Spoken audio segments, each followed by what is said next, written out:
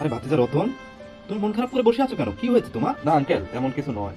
আপনি নিষেধ করা সত্ত্বেও অনন্যাকে বিয়ে করেছিলাম, কিন্তু এখন অনেক যন্ত্রণায় আছি আর কি, এই জন্য মনটা খারাপ।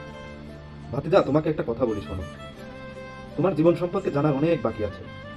জীবনে আমরা সুখী কেন হতে পারি না জানো?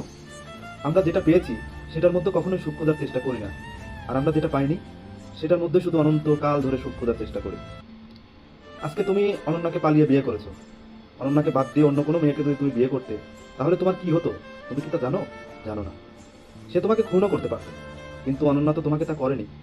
তাই অনন্যাকে নিয়েই সুখ খোঁজার চেষ্টা করো, ঠিক আছে? আঙ্কেল, আপনার কথা আমার মাথায় কিছুই ঢুকতেছে না। আসলে আমাদের জীবনটা হলো একটা রেস। এখন অনন্যাকে নিয়ে তুমি সামনের দিকে এগিয়ে যাচ্ছ। তাকে যদি বাদ দাও তাহলে জীবনটা আবার প্রথম থেকে শুরু করতে হবে।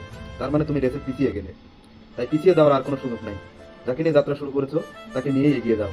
একদিন না একদিন জয়লাভ করবে। থ্যাংক ইউ আঙ্কেল, অনেক উপকার হলো। এখন থেকে আপনার কথা মতোই আমি চলবো।